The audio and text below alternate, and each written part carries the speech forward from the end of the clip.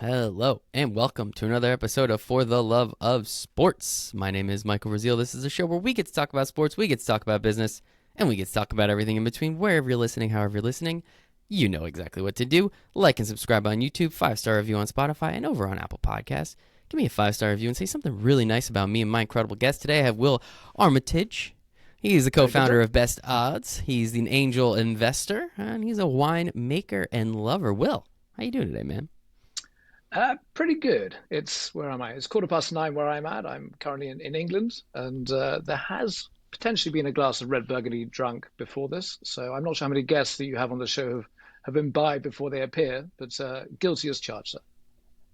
One or two, let's say. I mean, your episode, I want to say 368, or 369. Nice. Yeah, it's a couple people. We've had some beers on the show before, so I appreciate the openness, the honesty, and I hope people are listening to this at like 10 o'clock in the morning, so then that way they can kind of remember what it was like the night before. But no, Will and I, we go way back. We've done some business together.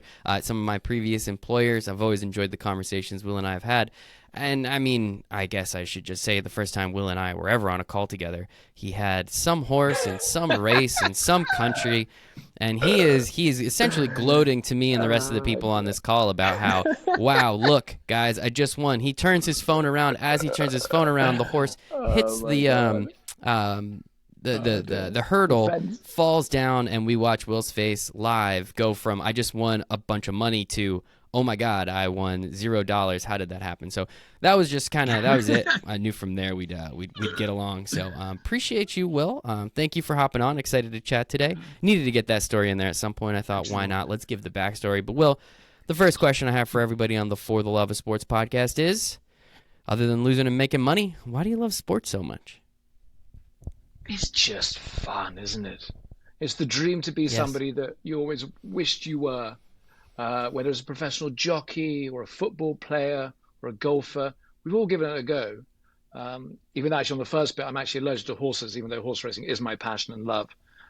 So riding's a bit complicated in that regard, but it's the joy, the thrill of winning, the upsets, the camaraderie when you play, the coaching, if you do on the coaching side of things. It's just a thrill. I can't imagine a world without it. Simple as that. I couldn't agree more, man. My life essentially revolves around this stuff. We're getting up to the point in time where it's just baseball, and believe me, I love baseball. I love my Mets. You know that. Like I'll try and watch as many games as I possibly can. But when it's just baseball, I don't know what to do myself because now the games go super fast. I have two TVs. What do I do with the other TV now? I just don't know what to do with myself. So I agree. I couldn't imagine a world without sports. I can't imagine a month without sports. I don't know how people do it. Can I recommend over the summer months this game called cricket, which is a bit perplexing for people who don't It's understand. kind of like baseball. Yeah, exactly. I find baseball very complicated. Cricket, cricket for the novice viewer, bet or anything is frankly bizarre. You try and throw this ball, this red ball, which has a bit of sort of string along the edge of it, and you try and bounce the ball to hit the string so that it then deviates. You have positions. I know in baseball you have sort of the pitcher and catcher and third baseman, things like this. In cricket you have silly mid off, square leg, cover, gully, first slip, second slip, fourth slip, fly slip, long. Honestly I can keep going on and on and on, and you just I it's like the just names. perplexing. The names are It's fun. perplexing. The names are fun. It is fun, and you can tickle it down the leg side to find leg. I mean, what does that mean? But to cricket I don't know. aficionados, it does mean a lot. It's exciting, and actually, it's going to come to America. Probably a lot of your audience aren't aware of that, but cricket, there is going to be a form of cricket World Cup going to come to America pretty damn soon. And cricket, of course, is famed for the fact that it can go on for 3 hours or so, or 5 days, and you can play for 5 days and not have a winner. You Mm. sit there, you shake hands at the end of 5 days and say, I'll see you in probably about 5 more days and we'll play for another 5 days. Indeed, a random fact is that I think the first ever what's called test match, so the long form of cricket that took place, um, it had to be called a draw because the English team had to catch a ferry back from South Africa. And their ferry back to England, I think the game lasted 9 days or something. And in the end, they had to stop because, yeah, they had to catch their ferry home. Anyway, Random digression, but that is a great sport for summer viewing if you're stuck for something to do. If it's on in the daytime, I will try and find it. Yeah, right, because it's going to be in England, so then we -6. That's why I started watching Yeah, soccer, is because yeah, soccer is just on in the morning, and there's no yeah, American sports on in the morning. But yeah, I appreciate that was talking cricket with Will and yeah. Mike. So if anyone is ever curious, reach back out to us. I'm sure we can give you all the information you need. But Will, we're not really here to talk about cricket. Maybe No. horse racing in a little bit. I Mm, want I want to know more if you own one of these horses, but we'll get to that. That's yeah. called a tease, so we'll leave that for the later time. But we're here to talk about you, man. You have such an interesting and vivacious personality, and you're all over the place, and sometimes you just talk to me in Spanish when we get on these calls. You've already done that once today. I guess I'm kind of curious. You start your career in finance, and then you make a Correct. bunch of money, which then allows you to invest in these companies. Did you love finance, or did you just love money? Let's start with that. I think that's a really good place to start. I think, can we go back to when I was six? Be And honest.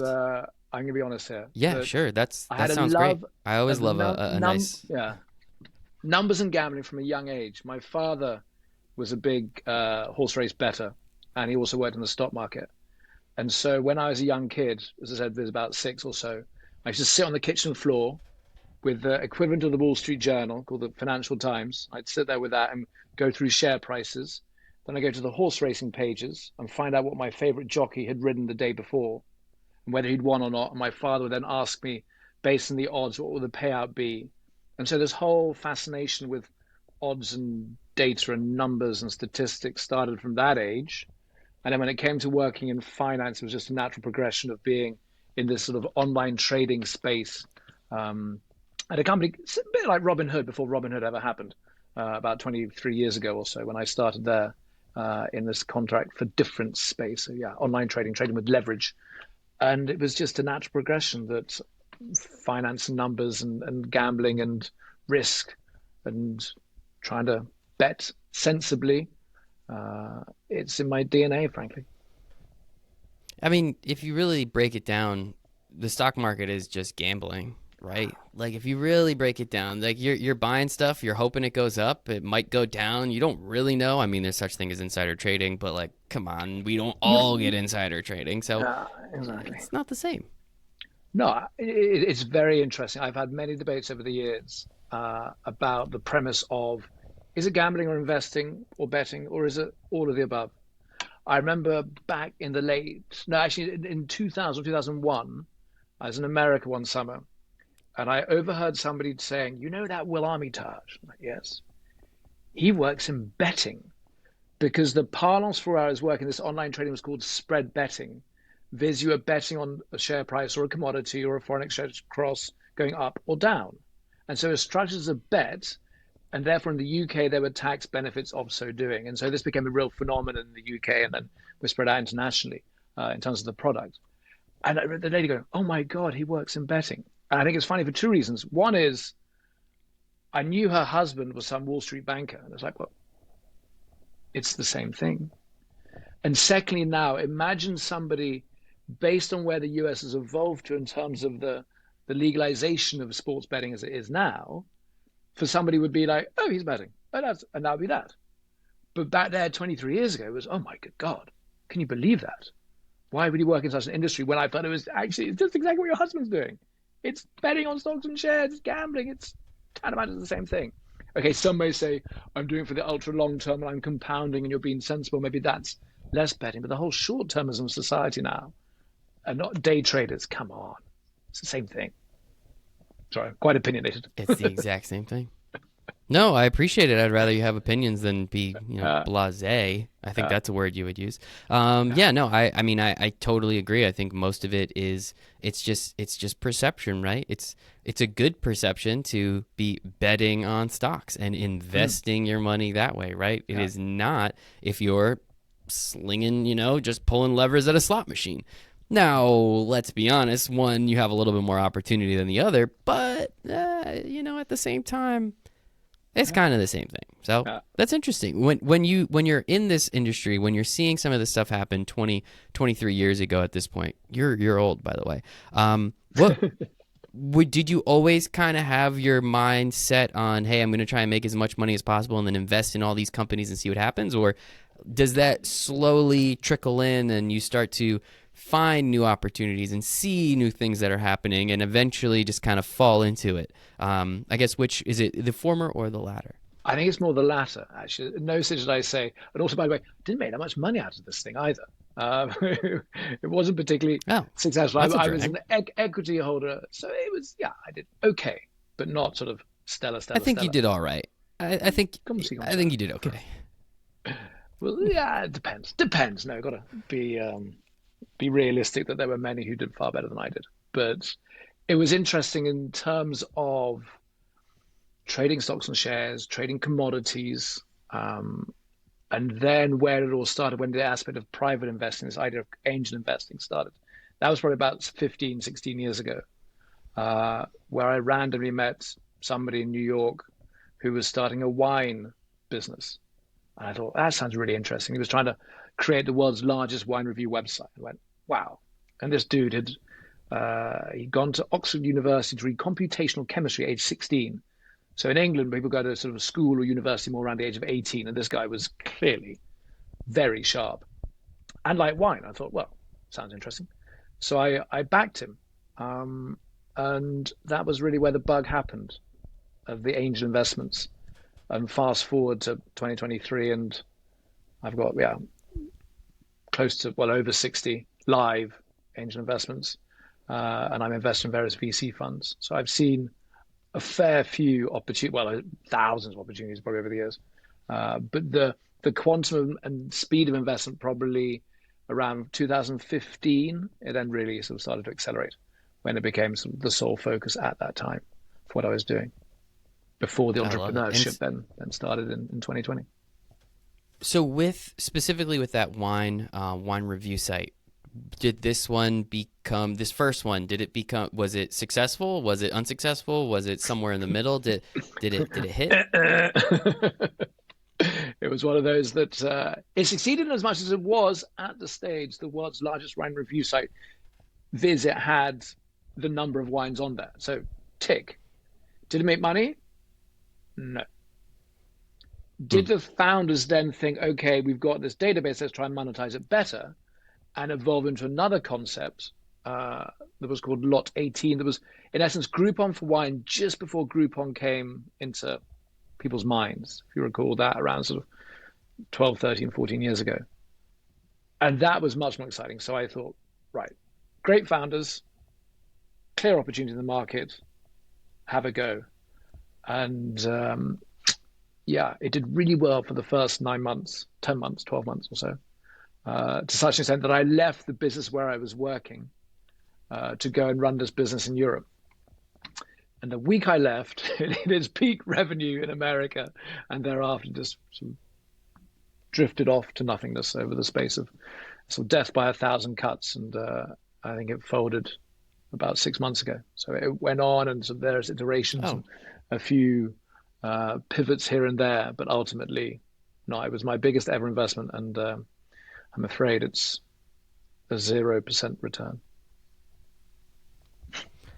it lasted a while though, so that's kind of cool. It only died 6 months ago. I've known you for longer than that, so that's I don't know. There has to be something in that. Your first investment lasted this many years. Yeah, maybe it uh, wasn't a surefire hit, but that's still got to like. What made it? Doesn't sound like this was really ever that successful. What made you then want to go and be like, I want to invest in more companies. yeah, This is awesome. Like, what? no, At what point were you like, this is a great idea? the buzz happened because after I invested, you had some major VC funds came in and went, "Oh my God, this is the best thing since sliced bread," and they invested too.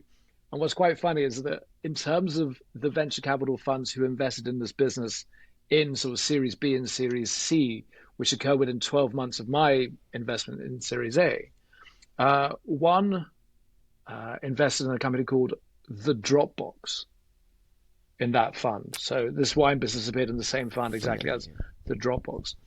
And then in terms of poker parlance, I'll see when I raise you.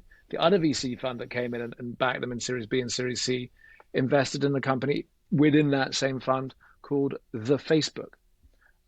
So I find it quite funny that for those people who are equity holders in those funds who must have crystallized gazillions by those two stunning investments, there would be a postscript to say in some investor relationship update, sort of 10 years after they invested or something.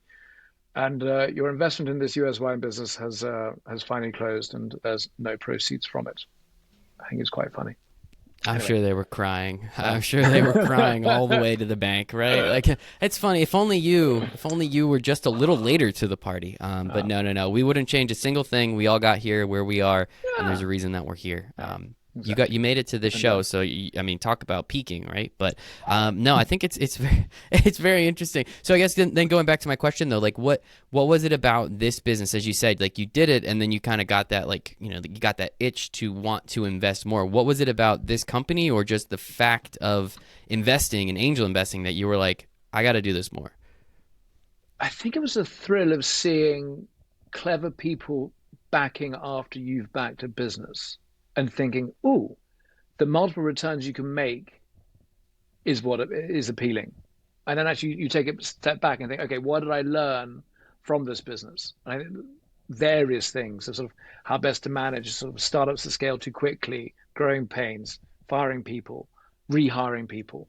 Um, but fundamentally, one of the things that I always talk about for that particular business was, on paper, the intellect of the founders was staggering, but the ability to empathize with one's customers and put oneself in the shoes of your customers could be beyond people. And I find that fascinating. So now, fast forward sort of 13 odd years, and when I look to make angel investments, and I look the founder in the eye, and I think, is this the sort of person who can listen? Can they empathize with their customer? Literally, those are the only two criteria I have now for when I make an investment. It's how they react. Would I like to work for him or her? And can they listen and empathize with the customer? It's literally that simple. Because you'd be staggered how you would think one would follow the other, but it doesn't. It really doesn't. I And completely I completely believe that those are not those are not, they are definitely staggering. not mutually exclusive. Like I Yeah. totally understand that. How long did it take you on this angel investment journey to eventually get it down to understanding that it's really only those two things? I'm sure in the beginning you were like, "Oh, does this person do this? How do they shake a friggin' hand?" Like all those stupid things. How long did it take you to just get to, like, keep it simple, stupid? Can they do these two things? If yes, then I'll give you some money. I think honestly, the first 5 years I was sort of slightly blinded and gullible, and oh yeah, he'll definitely do this, or she'll definitely do that. One becomes a bit more cynical with age in all aspects of life. But I think it does help having sort of whetted your appetite comparatively young in this space, uh, to read the tea leaves better and just trust your gut more, uh, and see how. Yeah, would you like to work with this person? I think is one of the key aspects. Are they that talismanic leader? And so yeah, I'm much more selective now. I mean, I look back, I'm actually sort of behind this. I've got my sort of all my investments I've ever made up in my Excel spreadsheet, but behind you at the moment, and I'm just sort of glancing at some of the names, thinking, oh, you doofus, what were you doing? I mean, just a shocker. But yeah, you live and learn. It's life's always a learning curve, and I think it's very important that, yeah, you always try and take positivities from the negatives in life. Absolutely. I was gonna say, like, even though it's a failure, it's not a failure if you at least learn something from it, right? Like, I'm sure you can look at some of those lessons, like, it was a very expensive failure, but at the same time, at least I understand it was a lesson. It was a very expensive lesson Correct. that you learned, but as long as you learn that lesson and don't repeat that mistake, Yeah. then you have a better chance of being successful Yeah. moving forward. Yeah. So I have two questions for you. Mhm. Um, Best investment. Let's start with that one. I am. It's not something I advertise very much, so this is. Oh, you don't have to tell us if you don't want So, to. I'm not trying to put you on blast. But, like, I'm just curious. It's a question. I'm doing my journalistic integrity by here we asking the go. question. You don't have to answer. Exactly. How can I? It's a very big neobank in Europe. Hmm. Dot dot dot dot dot. Okay, Um, that's probably good enough, so honestly. we'll leave It's that, and probably a good enough answer. then I can do other ones. Yeah. Yeah, but bizarrely, aside from that, because that one's not crystallized, but I was a seed investor in that business, which is quite exciting. Uh, my most random sort of successful one that's actually exited was a French train ticket business. called Captain Seems Train or Captain Train, and that was to date Captain Train. All very right. very random, and it all came about. I met a guy with a wonderfully eccentric Frenchman, and he said, I have this amazing investment opportunity. And we met at a wine do for this US wine business launching in France. And I met him then. Um, and I thought he was rather fun and interesting, very switched on. And he just invested in this business. And I went, you know what? Can I invest? He went, but yes, if you want to. And so I did. And that to date has been, in terms of the exited investments, that's been top of the pops. And again, what was Captain interesting is Train. Captain Train. You look at the founders, they were the top computer scientists from a place called Sciences Po, which is one of the top French sort of computer science schools. And this was their dissertation for something that they were really narked about that didn't work well, viz. Trying to buy French train tickets. And there was a clear problem. They were damn bright. They put themselves in the shoes of the consumer and built a damn good app that serviced the need of a problem and brought a solution. Simple, not rocket science, good execution, very bright, created momentum, bang, market leader, and got taken out by a combination of big US private equity fund and a British rival. Anyway, I love it. interesting. That's a bit random. That is a good one. That's a very random one, but I think I appreciate the way you tell that story. Right? It's kind of it's understanding who these people are, and as you said, you really have three things you look at. Well, can you work with this person? Do they know what they're doing essentially, and can they empathize with their customer? Like I think those are three pretty important things. How can you tell if like I am known to be a bullshitter? Just for fun, right? I'm not asking people for millions of dollars, so I don't think there's no problems or anything. How can you tell if someone is bullshitting you, though? Because some people can be very, very convincing. I mean, we see it all the time. Just as a topical example, Elizabeth Holmes. I think she's like finally going to jail because she scammed Yeah, a bunch of people out of money. yeah. It is what it is. I probably would have done the same thing, but like how no one could smell her bullshit at all. And she made it like to the top of the pops. Like, how do you try and sift through some of that to make sure that someone's not just telling you what you want to hear?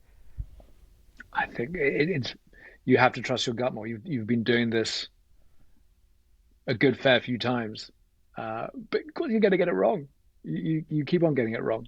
But I think you say yes to the wrong uns far more infrequently now that you've been doing this a while. I would be how I put it, but some will still pull the wool over your eyes. And you feel like a real numpty when you do that, but it happens. Um, but the smell test, it's I'm more selective, definitely more selective. It's funny, for example, we had a conversation with various people with whom I invest over in England. We were looking at a business just now in terms of the solar paneling industry. And by chance, one of us knew one of the top scientists in the country at one of the major universities who was one of the specialists in this field. So part of the whole due diligence process is if you can find people who are far more intelligent or more relative skill set to the potential investment, if you can get them to do the due diligence, yippee-ki-yay. And in this regard, we spoke to this professor just this week, and he called this guy out. It's just been a total BS merchant, saying scientifically, no, it's not. Okay, he's interpreting his paper this way. I'm telling you, that's wrong. This is how it should be interpreted, and there's a major flaw in the technology what you're using.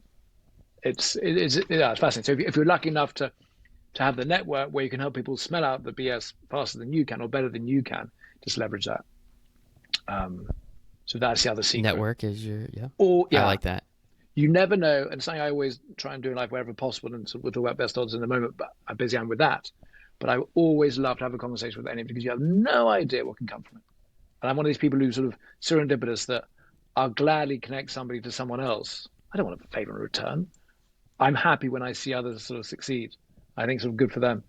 And I think that's a way, which is a good way to lead one's life and try and be like that wherever possible.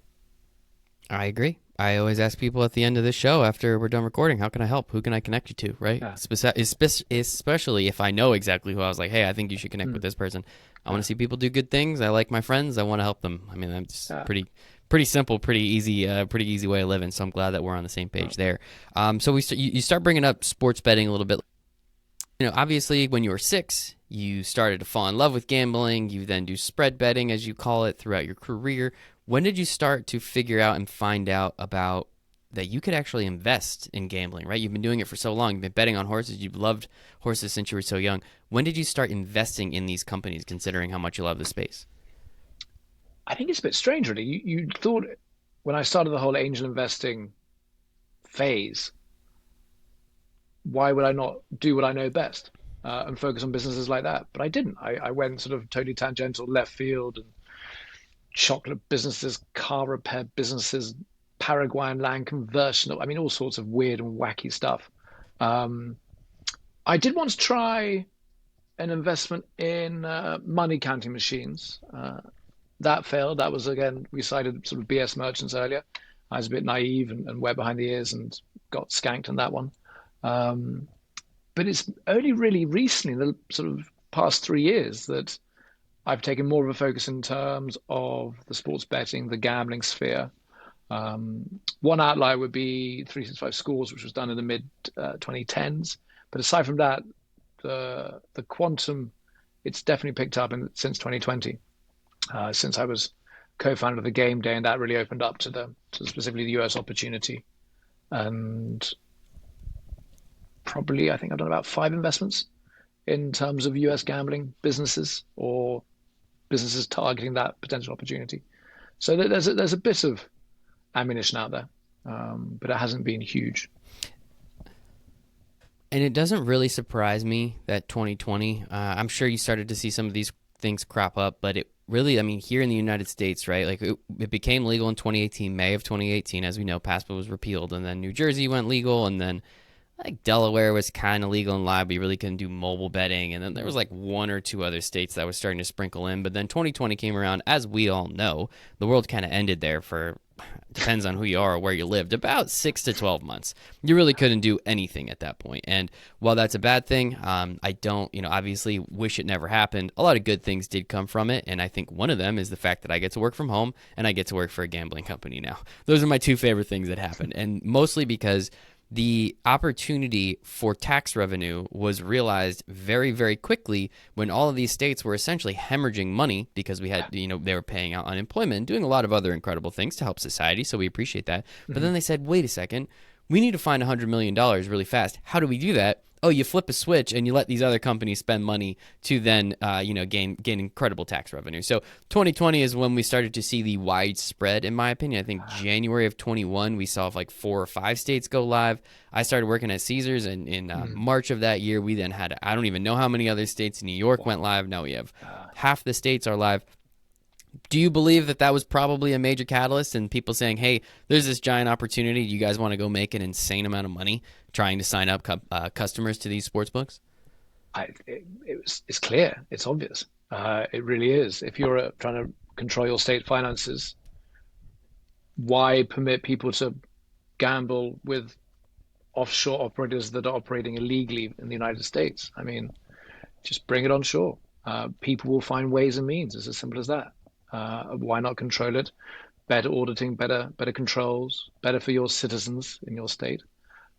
It makes absolute sense. So I think, yeah, you're entirely correct. Trying to look behind the sofa for more cash. There's just easier ways to obtain it. And what's intriguing now, of course, is when will the big 3 follow suit, if they'll follow suit. That's the intrigue at the moment for all of us in terms of whether you're an operator or an affiliate or anybody involved in the space at all. We shall see. I think in the big 3, for anyone realizing, it's Texas, Florida, and California. We are waiting for those 3 states to talk about North Dakota drop.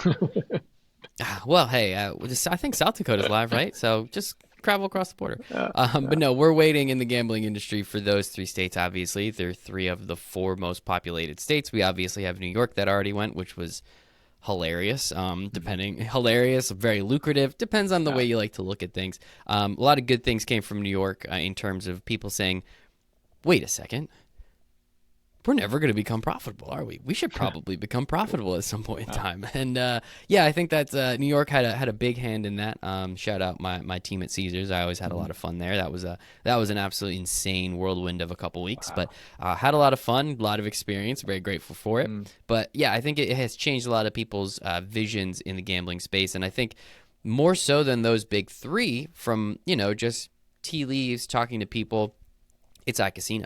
It's which states are going to legalize iCasino next, because as we all kind of know, the opportunity is just a little bit bigger. There's just more. There's more. I don't want to say validity. There's more numbers behind it than what's going to happen. Better LTVs, right? There's obviously a better significant. LTVs, yeah. All right, you said it, not me, so I don't feel bad. But no, it all really just comes down to that, and it's always curious. So I guess with your investments in the sports gambling space, right? So you have 365 Score. You have, as you said, you were the co-founder of the Game Day. Incredible people over there. Really appreciate them. And then you're doing what you're doing with BestOdds. I guess, what are things you look at? What are things you're trying to do in this nascent space here? I mean, it's still very brand new, right? It's only 5 years old here in the United States. What are you looking for in these brands to say, this is a company not only do I want to, invest in, this is a company I want to help start, this is a company that I want to help oversee and make this thing successful? I think it's one of these that when you look at the opportunity being so vast, everybody looks to the US. I mean, you are global leaders in pretty much everything you do, frankly. You're at the forefront of most sort of industry innovations and revolutions. Go USA. But this US July 4th coming up pretty soon. Yeah. That was a pretty fun revolution. Don't rub it in. It's been come on. We're friends coming. now. It's fine. It's true. Yeah. We had good allies, but it's been a long time coming. And I thought, when you are an investor in a business, your percentage ownership is clearly far less than if you were a founder of the business. And you've earlier heard me cite about the importance of the team and sort of would you back somebody? Would you like to work for them? And if you can create a great team around the potential of a great brand, you're not a great brand yet, but BestOdds in terms of the vernacular is potentially very powerful across the entire English-speaking world. If you find the right team, right opportunity, it's a very exciting space to be in. And so rather than being on one side of the table looking, okay, I might write a check to invest in you, actually trying to persuade others to invest in you was a very interesting phase of my life, certainly.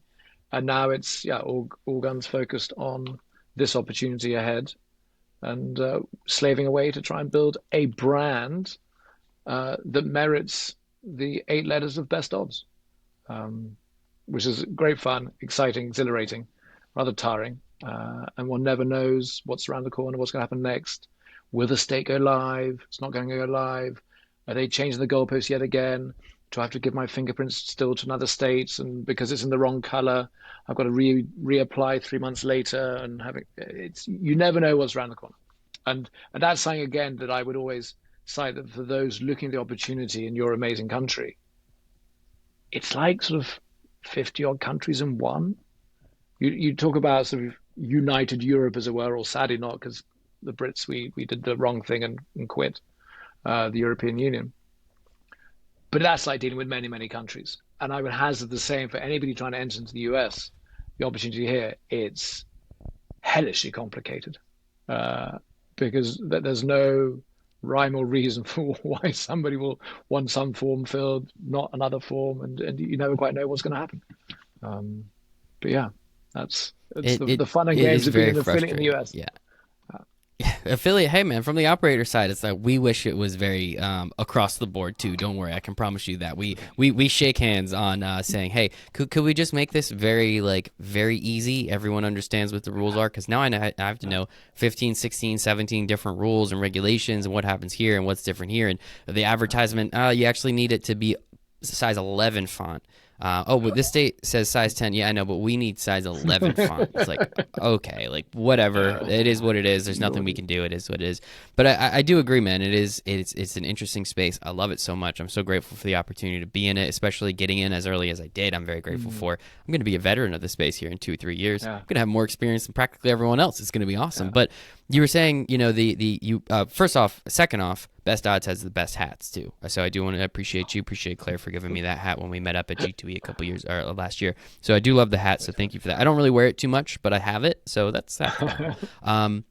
More importantly, I want to understand, what is it about your brand? What are you trying to do? Best Odds is a pretty understandable name, right? It's pretty easy. You guys show me the best odds. But what is it around that? What are you trying to do? How do you build a brand around just giving me information that I could essentially get in many other different places? And also, the other point to be mentioned is, being a Brit, we've grown up on shopping.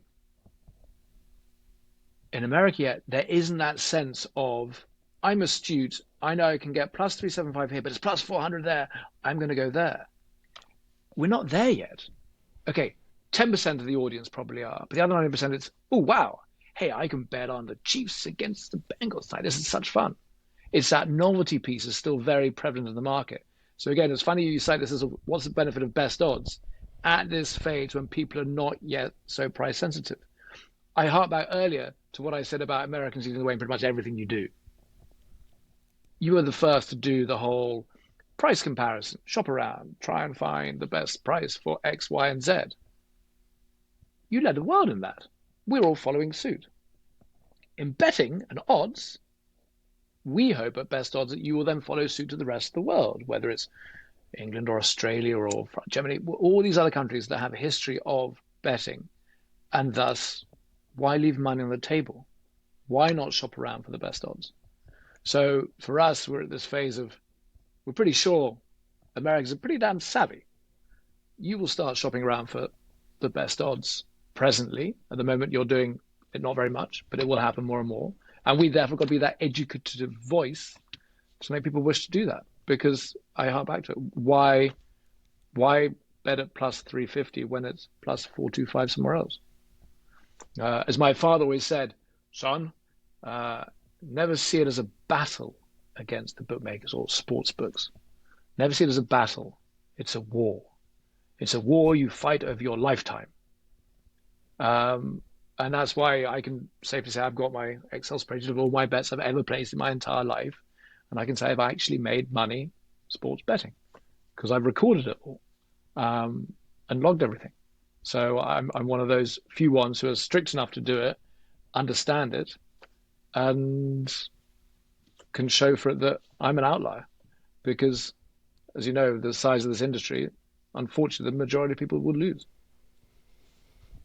That's kind of the point, right? We need them to lose, unfortunately. It's for entertainment. Always remember that. We do this for entertainment. We don't actually do this to make money. But I will say I've made money too, so. Well, to outliers together. Ole. I wasn't sure. You sounded like you were about to say something, but the camera's like not perfect. You looked like you really wanted to say something, so I tried to give you some space to say it. That's my job, Will. That's my job. Let you talk, right, not for me to talk. All right, sir. No, I blame. Said I'm at a farm in Norfolk, not Virginia, but Norfolk, England, and the internet connectivity is not the finest, so I apologize for that. It's okay. Did you have something you wanted to say? No, I was just sort of echoing that we were both outliers in as much as we have been profitable sports bettors.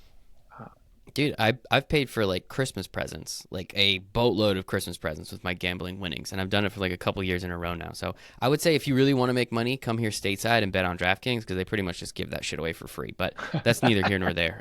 That's competitor talk, and we don't need to talk about them too much anymore. So I agree with you. I have always shopped lines. That was one of the first things I learned. Like, if you have the opportunity to have multiple books, like, why would you not have every single one of them? First off, most of the initial offers are, here's money, take it. Yeah. How many other industries are there where they're just like, do you want $200? No other industry in the world. So first off, let's start out with that. It makes absolutely no sense, but everyone's doing it, so you take it. And then, now you have all these books, and while it doesn't matter if you bet $10, $100, $1,000, over time, 10 cents, 20 cents, $100, like all of these numbers will add up. And if you do the right thing over time, you have a better chance of actually being profitable, as you said, which is what we're trying to do. I'm trying to make money. I do this for fun, but I'm not trying to lose. So if there's a way that I could potentially make, even if it's just $1 more on a bet, I'm going to take it every single time. There's really zero reason not to. So that's why I love what you guys are doing at Best Odds. And as you said, the education piece of it, that's one thing that scares me about the industry is I think we have a lot of people betting that have literally no idea what they're doing, unfortunately. They're just doing it because their friends are doing it and they see dollar signs, and that scares me a little bit. Correct. No, and there has to be a duty of care as well. And I had a wonderful history master who used to say, look after the pennies and the pounds will look after themselves. So look after the cents and the dollars will look after themselves. And I think that's a message that we will just sort of keep banging the drum of, that over time it makes sense to get the best odds. Simple as that. Ah, look at you. Look at you. Get the best odds. You get it? That was good. Boom, boom. You're good, man. So what do you see being from Europe? You guys have been betting, as you said, you've been doing this since you were 6. Like this is something maybe you didn't place the bets, but this is something you've been paying attention to for your entire life, right? We just got this here very recently. Yeah, we've known about spreads in football and we've known about totals, but like most people never actually acted on them. They may have just used this information. Now that we've been doing this for 5 years, we're starting to see numbers where I think New York it was like $1.5 billion in handled just in April, right? So we're starting to see some astronomical numbers come up and about, which is awesome in a lot of situations. How do you see this starting to evolve a little bit prior to, the other big 3 states and iGaming, specifically popping off, which we're excited for? What do you see in sports betting in the United States that you've already been seeing maybe for a couple months that you think we're starting to get a little closer to that maturity state? Not quite there yet, but the evolution is starting to take hold. What are you seeing? I think maturity is a word that's still a bit premature. Haha. I think you look in Europe where you've had markets for sort of 20, 30, 40, 50 years even. Um, what I will say, I think there's an acceleration that potentially both operators and affiliates didn't quite appreciate. I think there is, in a certain area of the market, the speed of acquisition surprised many. I think people thought there'd be more of a sort of a drip feed element of people sort of gradually becoming into it. But I think by dint of the fact of how much money the sports books pumped into brand awareness and marketing for the launches of the various states, I think that frankly took everybody by surprise. I think sort of even amongst themselves, they couldn't quite believe how much they spent, and the finance department's going, right, guys, we've got lots of users now. Well done, we've done a very good job. Oh Christ, how much did it cost? And now, of course, there's these wonderful analysts A on lot. Wall Street saying, It, guys, it's not about account numbers, it's about profitability. And they go, oh, bloody hell. Right, team, terribly sorry. Tighten the purse strings. We got a different modus operandi to try and focus on now. So I think what will be interesting is if and when the big states come on, will we see it harking back to the old days of right, serious cash splurge to put one's foot in one's rivals and keep them down, and we'll see sort of the founder of DraftKings spending sort of God, will it be 6 figures, 7 figures, 8 figures, or even 9 figures to try and dominate in the market, to bed in it and be that destination. Um, but I would still hazard people will then get savvy. People will then demand a better experience because there'll be a time when it will become a commoditized product. But the duration to reach that from where it is currently, I mean, the user experience has got to get much better. People will be more become price sensitive. And that's why I think, in my view, and not being biased because it's a British business, but I think somebody like Bet365 for the longer term will be a very interesting player. I'd be intrigued again, of course, how the likes of Barstool will do. But in terms of Bet365, their savviness, the UX, the app usability, and understanding the in-play market will, I think, be very interesting. Because I think the concept of micro betting, I'm not a fan of that. I think people get fatigued of that. But the idea of, right, we're at the bottom of the second inning, what's going to be the final score? I think that aspect of in-play betting, whether baseball, tennis, golf, F1, NASCAR, whatever it's going to be, that will become much more of the betting public's desire and sort of modus operandi for themselves. And that I think will be really interesting to see which brands will then really excel in the in-play piece. That'll be my view on this market that's in the next 3 5 years will be very interesting. And I think we're starting to see a lot of that already. We're already starting to see a lot of people live betting, right? And there's some opportunities. I remember it was a couple years ago, I think, on the Chiefs' run to their first Super Bowl. Me and my buddies, we'd be sitting there. It's like, all right, the Chiefs are down 24-0. I guess we'll bet on them now because the price is incredible because we know they're going to win the game. And of course, they came back and won the game. The next game, they were down 10-0. It's like, all right, perfect. Now instead of getting the Chiefs at minus 450, we get them at plus 100. I'll throw $10 on that. Look at that. I just made $10. Like, how easy was that? So. I think it's that's going to be the evolution of this market, and I think the stop-start nature of so many American sports lend itself to the in-play. But again, I cite, I think the micro betting, as in, is the next pitch going to do whatever? I'm less bullish on that. But again, I've been, as my investment career can prove, I've been wrong many times before. So we'll see how they do. Who knows? You only need to be right a couple times. My last question, I know we kind of gone over time a little bit, but we've had some technical difficulties, so I don't feel that bad about keeping you here. Will, you can just go drink another glass of wine when you're done and go to sleep. So it is what it is. With best odds, right? As you said, you guys are trying to be at the forefront. You're trying to get ahead of the game when saying at some point these apps are just colors. Yes, some apps are better than others. There's some that I use that when they have the best odds, I'm always very angry because I know I have to use this app now and it sucks. And that happens, right? And hopefully the UI UX gets to the point where it's a little better across the board and it's really, as you said, it's commoditized. It's different colors. Yes, some are going to have other things that are interesting in terms of promotions and this, that, and the other, but really it's going to get to the point where it's pretty even across the board. What do you think it's going to be that is going to attract users the most to say, okay, well, if the odds are all the same, let's say, and the UI UX is all the same, what is it that's actually going to tell a user to be like, well, I want to spend my money here because I like this company, I like that more than the next guy? Well, at Hazard, and what we're of course hoping for is that actually the differentiational piece will come via odds, via price, because you said the UX of the product, what it relates to, that's all going to become a constant potentially. And actually, it means the differentiation is the trading rooms, for those who actually have trading rooms, will go out on a limb to try and attract custom and actually manage their books better and be more proprietary rather than being right. We're utilizing an odds provider. We sit back and just let people let the money flow. So I believe you'll see more price differentiation in future rather than everybody sort of congregating towards the same odds.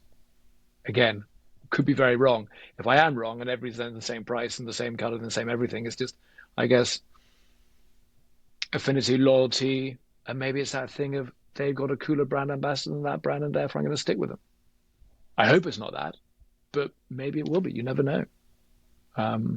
I That's wouldn't the be. thing. That's what most of these companies are banking on at this point. It seems like that's what most of us are banking on. Is like you just kind of like me more than the other one. So hopefully it works out. And then the other thing that I want to talk specifically more about at Best Odds and what you guys are doing. One thing that we've seen all the books do is push parlays, same game parlays, regular parlays, stepped up parlays. The more legs, the more money you can make. Well, yeah, no shit, because it's very hard for me to hit a 12-leg parlay. So what's the point of me doing this? How are you guys looking at that? Because I don't think parlays are going away anytime soon. I think that is an ultimate goal of pretty much every book out there because we understand how holds work. How are you guys tackling that problem? Do you guys have parlay calculators? Are you showing people the best place? I know in your veins, it totally goes against everything you've done your entire life, and now you got to tell people this is the best way to do it. Watch this space. We're well aware of the popularity of this. We've been acquisitive in our past. We'll continue to be acquisitive in terms of opportunities. And yeah, we know where the appetite is and what the appetite's like and the buzz it creates. We call them ACCAs over here, accumulators. And they've been a big thing for many years. And we know it's going to be the same in the US. And the excitement one has and all the correlated aspects that one can find in terms of, I'm going to do my same game parlay, and if X equals Y, then maybe this has happened and this has happened. And within best odds, you'll see later this summer, and what we call best odds edge, best odds pro, various features and functionalities to do your betting research, data research, with the skew towards parlays, knowing that people is what they want. And I'm partial myself. Before the Cheltenham Horse Racing Festival, I do all sorts of wacky things, Super Heinzes and Lucky 63s, Lucky 31s, Goliath, all these weird things that are in this essence just a parlay. But yeah, I love them too. And we'll see whether it's golf or American football or baseball, who knows? Whether I will too become a sort of big parlay fan.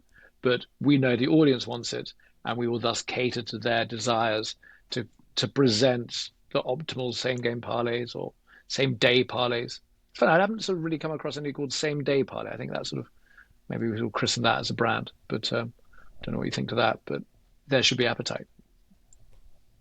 Yeah, buy that Same domain. I day think that's what you I was should going do. to say, I'm Same just game going to write a buy note. buy that Same day domain. It's $12 on same day Google parlay. probably. So yeah, Okay, you should. do that. I'll let you have that one. This doesn't come out for a couple days, I so was going to say, you when does get it a come couple out? day head Quickly. start. Will no one can take this Excellent. until it's going to come out next week as of recording. So you got time. Fantastic. Right. Thank you, sir. Love it, man. Awesome. Well, Will, this has been absolutely fantastic. I sincerely appreciate your time. I know we went a little over. I know we had some technical difficulties. I know you're in a beautiful rural farm in upstate England or wherever. I don't know. I hope you're having a good time because I had an absolute blast, so I do appreciate it. Where can we find out more about you, whether that's any of your social medias if you want to give them out, more about Best Odds, some of the stuff you're giving. So tell us all the links, tell us all the handles, whatever you want, and I'll put everything in the show notes for you. Here goes. Personally, actually, I'm not a fan of social media, so I do not frequent the thing. However, bestodds.com certainly is. You'll find us on all the usual channels across many social media platforms. Domain is, as one imagines, bestodds.com. And that's who and what we are. So watch this space I for love it, man. Best Odds Edge and Best Odds Pro later in the year for all the research you could possibly need for your US sports. I love it. I'm surprised you guys didn't go at Best Odds Plus. I appreciate you not doing that. It's starting to get a little contrived at this point. But no, Yeah. Will, this is awesome. Sincerely appreciate it. Yeah. Grateful that I got to learn about all the other crazy shit you've done up to this point, and obviously what you guys are doing now. I'm very well aware, but glad we could tell the audience a little bit about it. Time's the only thing we don't get more of, so thank you so much for giving me some of yours. I appreciate the audience for giving us some of theirs. But other than that, hope you have a great rest of your day. Thanks, everybody. Bye. Ciao. Thank you.